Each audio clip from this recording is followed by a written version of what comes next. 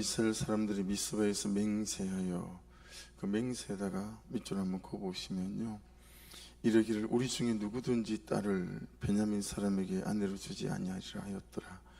그러니까 1절은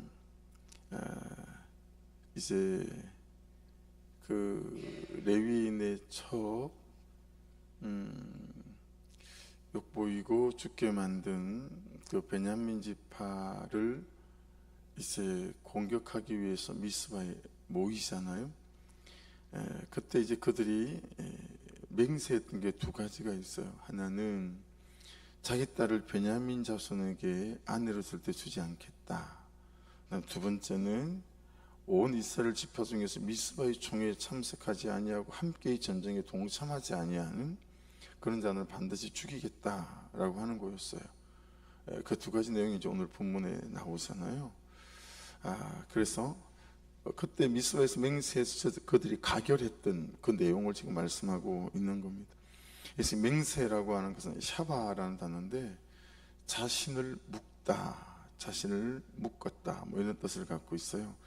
자, 근데 여러분 성경을 보면 사람의 맹세가 있고요, 여호와의 맹세가 있죠. 그래서 말씀을 근거로 한 맹세가 있고요, 그냥 사람에게서 나온 맹세가 있어요. 그래서 사람에게서 나온 맹세와 말씀으로부터 나온 맹세가 굉장히 그 결과가 다른 결과를 만들어내는 것들을 많이 볼 수 있습니다. 그래서 맹세에서 되게 중요한 것은 그 맹세의 출발점이 어떤 상황 또는 어디로부터 그 맹세가 출발했는가 라고 하는 것입니다. 우리가 잘 사용하고 있는 일반적인 우리의 관용구 같은 말을 예를 들어본다면, 내가 다시 그 인간하고 밥을 먹으면, 내가 다시 그 인간을 만나면 난 사람도 아니다, 이런 것은 사람으로부터 나온 맹세죠. 말씀으로부터 나온 맹세는 그런 게 아니잖아요. 그러니까 여러분, 사람의 맹세는 대부분 혈기에서 출발합니다. 분노에서 출발하고요, 또 미움에서 출발하고 다툼에서 출발하는 경우가 되게 많죠. 그래서 여러분, 오늘 이들이 미스바 총회에서 했던 이 맹세도 사실은 그들이 혈기에서부터 출발한 맹세였다라고 볼 수 있죠. 베냐민 지파와의 싸움이 있던 이스라엘 백성들이 혈기에 사로잡혀 가지고요, 하나님의 뜻을 묻지도 않고 맹세했더라. 그 두 가지가 앞에서 말씀드린 두 가지였던 거죠. 여러분 생각해 보세요. 자기 딸을 베냐민 자손에게 주지 않겠다라고 하는 것은 가나안 땅에 이제 이스라엘 12지파가 여호수아와 더불어 정복하게 하시고 땅을 분배하실 때 주신 모압 평지에서, 신명기 말씀이죠. 그때 모세를 통해 주신 메시지가 있죠. 그건 뭐냐면 가나안 땅의 이방 여인들과 또는 이방 남자와 그렇게 딸을 주지도 말고, 그리고 며느리로 드릴 것도 많은, 그걸 말씀하셨잖아요. 그죠? 그건 하나님께서 말씀하신 대원칙이에요. 근데 지금 이들이 말하는 베냐민 지파에게 딸을 주지 않겠다라고 하는 것은 어때요? 베냐민 지파를 이방인으로 만드는 거죠. 가나안 땅에 사는 이방인으로 만드는 거예요. 그러니까 하나님의 기준을 무너뜨리고 자신들이 새로운 기준을 세운 거죠. 뭐가요? 혈기가, 또는 분노가, 또는 누구에 대한 미움이. 여러분, 이거 우리 각자로 가져와서 잘 적용해 보시면 이런 일이 허다해요. 말씀이 말씀하신 거는 다 그냥 아무것도 아니에요. 그리고 자기 분노와 자기 혈기, 자기 옳고 그름으로 자기가 어떤 기준을 만들어요. 그래서 아닌 사람, 틀린 사람, 못된 사람, 상종하지 못할 사람들, 뭐 이렇게 구분 짓는 거죠. 그래서 내 원칙을 고수하는 사람들 회개해야 합니다. 내 견해를 고수하는 사람들도 회개해야 합니다. 우리는 내 견해와 내 원칙으로 사는 사람이 아니고 말씀의 원칙과 말씀의 견해를 붙잡는 사람들이다 라고 할 수 있겠죠. 그래서 여러분 5절을 보십시오. 이게 어떻게 흘러가는지. 5절을 보시면 이스라엘 자손이 이르되 이스라엘 온 지파 중에 총회와 함께하여 여호와 앞에 올라오지 아니한 적은 누구냐 하니, 이는 그들이 크게 맹세하기를, 이제는 미스바 총회의 맹세를 말하는 거예요. 미스바에 와서 여호와 앞에 이르지 아니하는 자는 반드시 죽일 것이라 하였습니다. 10절 보십시오. 회중이 큰 용사 12,000명을 그리로 보내며 그들에게 명령하여 이르되 가서 야베스 길앗 주민과 부녀와 어린아이들을 칼날로 치라. 여러분, 이것도요 갓지파예요. 베냐민 지파 600명 남기고 씨를 말리더니 이제는 갓지파 가서 애고 어른이고 여자고 남자고 다 죽이려는 거예요.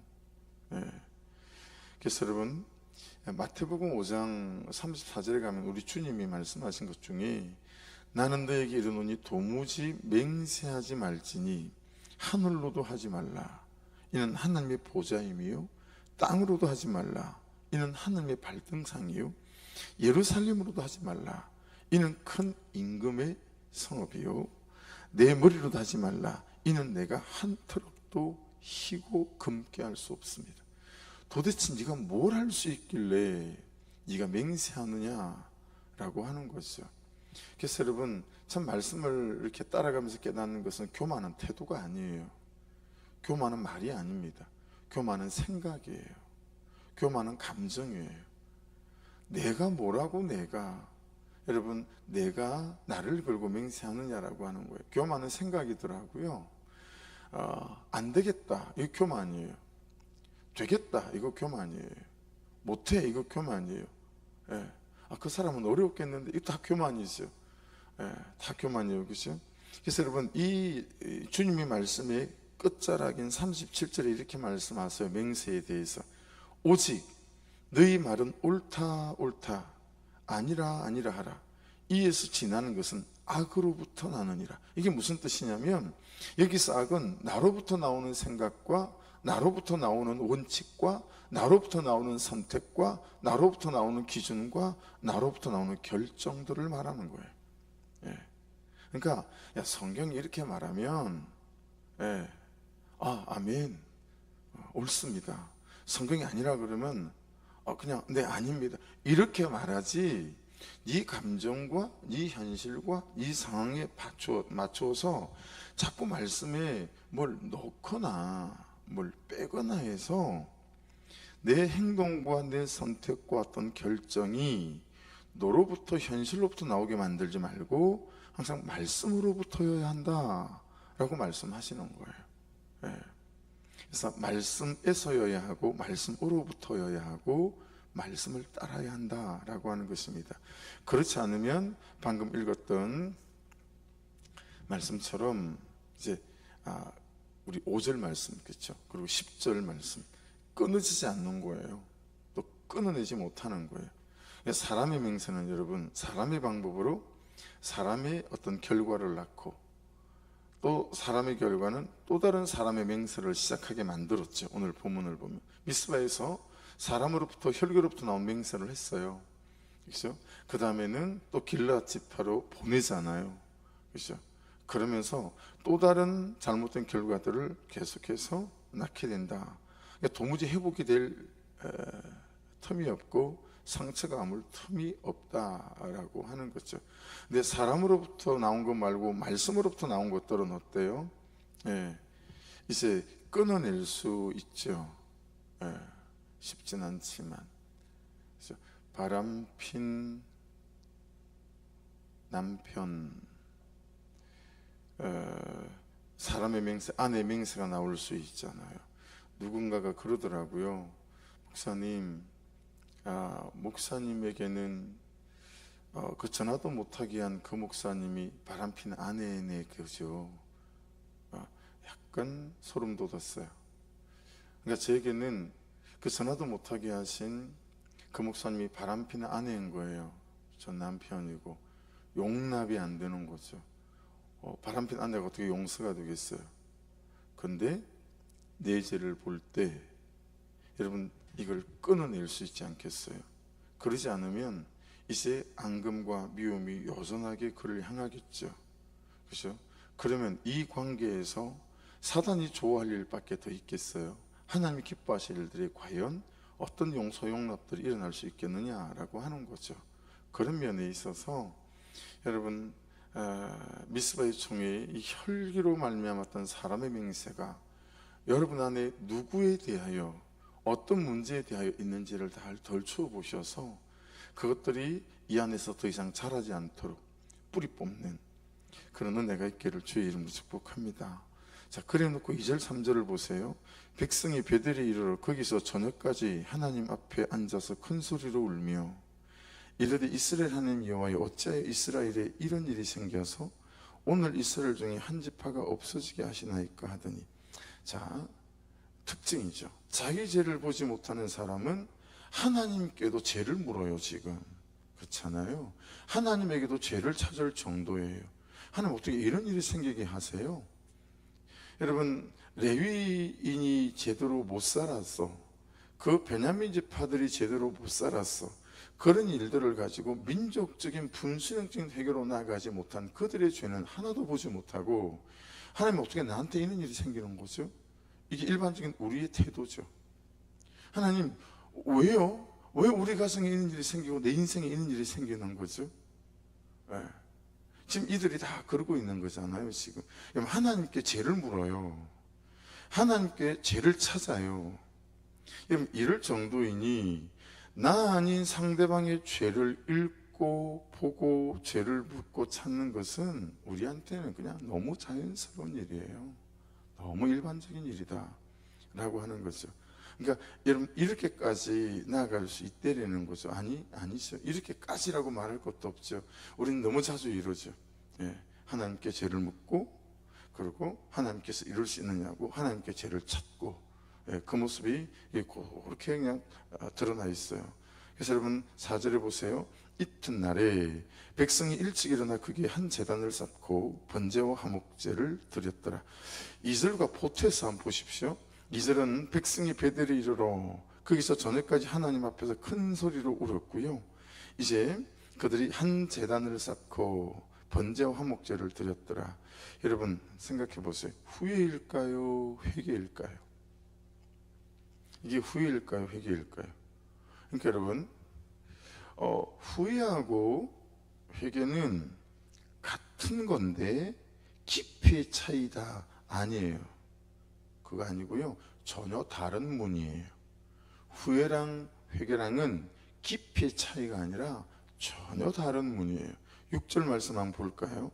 이스라엘 자손이 그들의 형제 베냐민을 위하여 뉘우쳐 이르되, 여러분 그들이 회개한 게 아니라 후회한 거다라고 볼 수 있죠. 뉘우쳐 이르되, 여러분 이 뉘우쳐 있잖아요, 나함이란 단어거든요. 이 단어의 의미가 뭐냐면 자기를 위로했다라는 거예요. 그들의 번제와 여러분 그들의 화목제가 자기 죄를 보는 이런 거야 하는데, 뉘우쳐 나함, 자기 위로만 삼은 거예요. 여러분 우리가 회개한답시고 자기 위로만 하고 일어나는 경우 너무 많지 않던가요? 분명히 예배 중에 기도 중에 울었어요. 회개했어요. 근데 이게 다 자기 위로예요. 주일도 이 말씀이 나누어졌죠. 그냥 회개라는 게 다 자기 위로예요. 눈물이 자기 위로예요. 그 죄를 회개하게 만들었던 그 행동과 그 태도, 그 사람과 그 현실에게 찾아가서 현실을 바꾸든 그 사람에게 무릎을 꿇든 용서를 구하든 이게 회개다라고 하는 거죠. 그게 없으니까 맨날 남편에 대하여 나는 회개했는데 남편에 대한 내 태도가 바뀌지 않으니 남편은 내가 붙잡고 있는 복음이 의심스러운 거예요. 그래서 여러분 후회하지 말고 회개해야 되겠죠, 그죠? 그래서 이들이 회개하지 않고 후회하니까 2절의 끝에서 나온 선택과 결정이 뭐죠? 지금 4절에 한 제단을 쌓고 번제 화목제를 드린 다음에 그 다음에 나온 선택과 결정이 뭐죠? 5절 10절이에요 5절 10절. 또 다른 지파를 가서 죽여야 돼요. 그러니까 여러분 참 반복되는 것이지만, 내가 말씀을 읽는 큐티를 하면 안 되고 나를 말씀 앞에 세워서 말씀이 나를 읽어야 해요. 말씀이 나를 읽어야 해요. 자꾸 내가 말씀을 읽으려고 하지 말고, 그래서 나한테 필요한 것만 쏙쏙 뽑아내는 게 아니라 그냥 말씀 앞에 서서 말씀이 여러분 스캔을 쭉 해야 돼요. 나를, 내 생각을 스캔하고 내 감정을 스캔하고 내 결정을 스캔하고 내 판단을 쭉 스캔하면서 말씀이 나를 읽어 내려가는 거죠. 그리고 그 말씀에 비추어서 내가 나를 보고 내가 내 죄를 보고 또 감사를 발견하고 하는 거죠. 여러분 생각해 보세요. 꽃단장 했어요. 외출하려고. 그리고 이제 거울 앞에 섰어요. 헤어스타일은 어떤지, 오늘 메이크업은 제대로 됐는지, 넥타이는 제대로 메워졌는지, 그렇게 거울을 쳐다보고 있는데, 여러분 거울에 비친 내 모습을 보고 이게 좀 아래 위로 안 어울리네. 그리고 옷을 바꿔 입거나 오늘 뉴스 색깔은 조금 옷이랑 매칭이 안 되네. 그래서 지우고 다른 컬러로 선택해서 루즈를 바르거나. 여러분 거울을 쳐다보는 이유는 그러기 위함이 아닙니까? 그렇죠? 근데 만일에 거울을 쳐다보면서 그냥 마음에 들지 않는 거예요. 그래 놓고 거울을 나무라는 거예요. 거울을 나무라고 거울 속에 있는 그걸 뜯어 고치려고 하니 이게 뭐가 되겠어요? 나를 고치지 않으면. 전 이런 일들이 우리에게 참 자주 있다라고 생각해요. 그죠? 말씀에 비추어서 나를 고쳐야 하는데 우리는 그러지 않아요. 이게 여러분 이런 거예요. 말씀을 우리는 잘 이용하고 사용하는데 말씀을 잘 적용하지 않아요. 네. 여러분 말씀을 잘 적용한다는 건 어떤 걸까요? 말씀을 잘 적용한다는 것은 말씀에 묻는 거예요. 말씀이 나를 읽어내려가는 것과 마찬가지죠. 읽고 난 후에 말씀에 비추어서 어떤 것들이 보일 때 말씀에 묻는 거예요. 어떻게 해야 될지. 그게 적용이에요. 하나님 어떻게 해야 될까요? 근데 이건 여러분 대단한 수고가 연습이 필요해요. 왜냐하면 우리가 그렇게 안 살아왔기 때문에 그래요. 예를 들면 어제 혹시 유튜브 설교 제목을 보신 분들 있으시다면 망하는 방식 전과 같이, 이게 어제 유튜브 설교 제목이었거든요. 자, 그렇게 말씀을 묵상하고 제가 그리고 유튜브 설교 제목도 그렇게 올렸어요. 근데 어제 제가 두 가지 결정할 일이 있었습니다. 하나는 그늘막을 이제 알아보고 그늘막을 제작하는 거예요. 저쪽에. 수영장을 이제 우리가 막 미팅하고 해서 이제 사는 거였는데, 야, 수영장을 그냥 계속 좀 쓸만한 걸 살려니 150이 훌쩍 넘어가는 거예요. 주춤해졌어요. 그리고 한 66만 원짜리 정도는 아동부 정도는 놀겠는데 그게 다 중고등부까지는 들어가라고 말을 할 수가 없는 거예요. 근데 그나마 150짜리 좀 큰 거를 사기로 하고 그렇게 해서 이제 주문을 했어요. 전사님이. 그랬는데 오전에 전화가 왔어요. 그게 품절되고 없다는 거예요. 그리고 똑같은 사이즈인데 회사는 다른데 220만 원으로 훌쩍 뛰었어요. 그러니 여러분 이게 한 70만 원을 더 해야 되잖아요. 그러니까 못 하겠는 거예요. 150만 원짜리도 누가 플로잉을 한 절반을 했기 때문에 그걸 시작을 한 일이었는데 못 하겠는 거예요. 근데 또 한 2m짜리 5m짜리를 살려니 이거 아동배들 2~3명 들어가면 그냥 놀 수도 없을 것 같고, 그렇다고 그 비싼 걸 할 수는 없을 것 같고, 그러면 여러분 제가 어떻게 해야 되겠어요?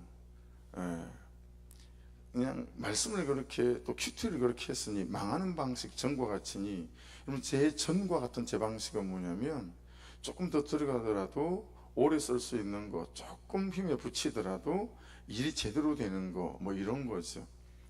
그러니까 이게 옳고 그르고 틀렸고 맞고가 아니라 제게 그 시간을 쑥 지나고 주문을 하고 그늘막도 맞추러 갔는데, 요즘 뭐 그늘막이 하도 잘 나가가지고요, 제가 원하는 만큼의 크기는 다음 주가 돼도 안 온다는 거예요.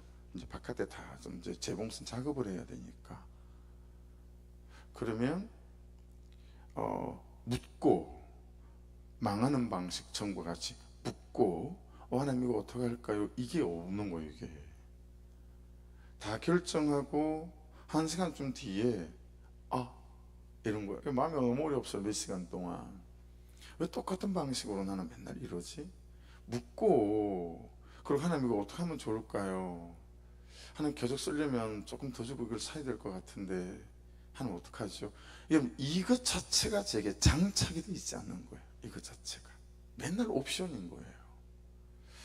그러면서 또 제가 참 안 되는 사람이다라는 걸 발견하게 됐어요. 그러니까 여러분, 참 우리는 말씀을 단감 빼먹듯이 쏙쏙 이용하고 사용하는 건 잘하는데, 말씀이 말씀하시는 대로 내 삶으로 가져와서 적용하는 것은 너무 연습되어 있지 않고 훈련되어 있지 않다라고 하는 부분에 있어서 참 저와 여러분이, 그래서 여러분 이 12절 한번 보시겠어요? 12절. 그들이 야베스 길라 주민 중에서 젊은 처녀 400명을 얻었으니 이는 아직 남자와 동침한 일이 없어 남자를 알지 못하는 자라. 그들을 실로 진영으로 데려오니 이곳은 가나안 땅이더라. 그렇죠? 여러분, 그들이 말씀을 적용하고 자기 죄를 보고 회개하고 있는 것이 없고 그냥 어쨌든지 600명만 남겨놨잖아요. 그 600명을 장가를 들게 만들어야 베냐민 지파를 계속 피를 계보를 이어갈 것 같은데, 그래서 여러분 길랏 지방 가서 이 미스바 중에 참석하지 못한 그 마을을 다 두드려 잡고 거기서 남자를 알지 못하는 이 400명만 데리고 온 거예요. 사용하고 이용하는 데는 너무 능수능란한데 참 말씀을 적용해서 내 죄를 보는 데는 이렇게 우리가 어두운 사람들이고 더딘 사람들이다 라고 하는 거예요.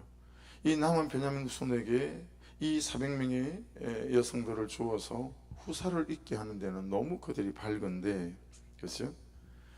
그러니까 그들의 여러분 어떤 번제드리고 화목제드리고 한 것들이 어떤 하나님의 뜻을 실현하기 위해서라기보다도 그냥 그들의 의도들이 참 많이 잘 드러난다. 그냥 하나님의 심판을 대행하는 것처럼 했잖아요. 감이 오지 않더니. 근데 실상은 어때요? 교묘하게 자신들의 문제를 해결하는 데 초점이 있어요. 제가 아주 잘했던 삶의 방식, 목회 방식, 여러분들은 어떠십니까? 그러니까 도무지 그들은 자기 죄를 보고 회개하는 법이 없어요. 그래서 여러분 그렇게 깨달아지는 것 같아요. 가만가만을 우습게 보다가는 큰 코 다칠 겁니다. 가만가만을 우습게. 저도 어제 가만가만을 못 올렸어요. 여기 나오는 이스라엘 사람들의 모습이 우리 모습이잖아요. 가만가만은 뭐예요? 묻는 거예요. 그렇죠? 말씀에 묻고 그 말씀에 비추어서 내 삶에 적용하는 거예요. 다른 사람이 어떠나 그 쳐다보는 게 아니고, 그렇죠? 그래서 내 삶에 적용하는 거죠. 그래서 복습하십시다. 하나님은 말씀하시고 예수 그리스도는 십자가지는 적용을 하시고 보혜사 성령님은 예수께서 십자가지는 적용하실 수 있도록 도우시고, 자, 하나님은 우리에게 나에게 말씀하세요. 그러면 내가 할 일은, 우리가 할 일은 십자가지는 적용을 하는 거예요. 그렇죠? 그리고 그게 어렵기에 보혜사 성령께서는 우리가 기도로 주께 나아갈 때 십자가지는 적용을 할 수 있도록 우리를 도우시는 거죠.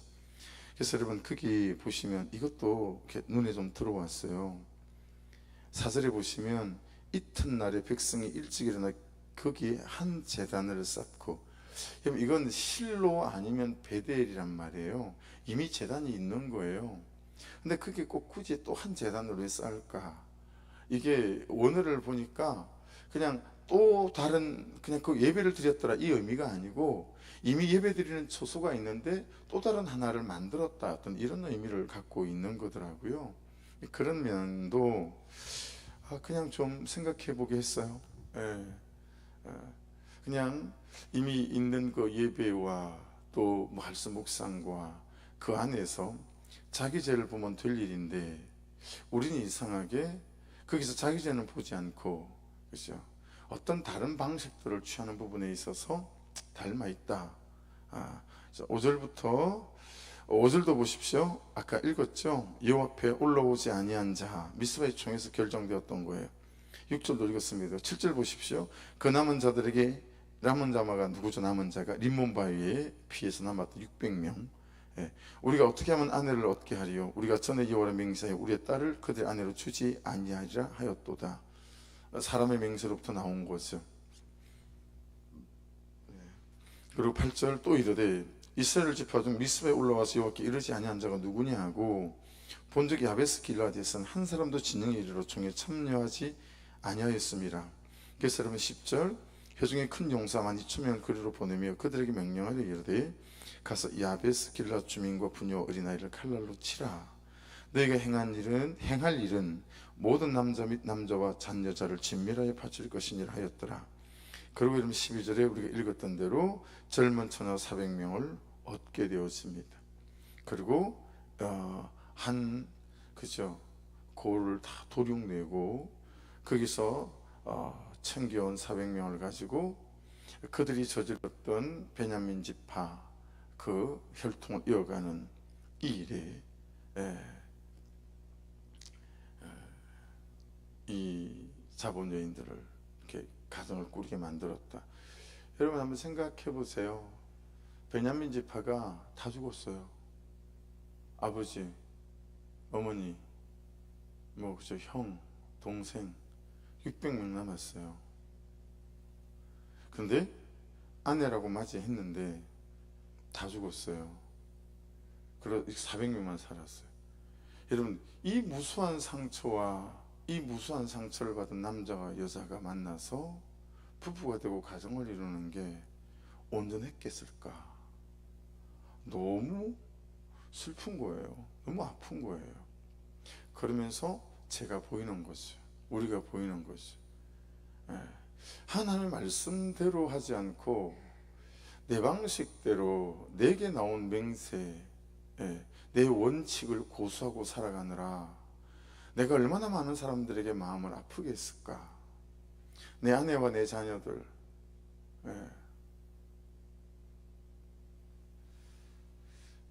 그게 또 생각이 나더라고요.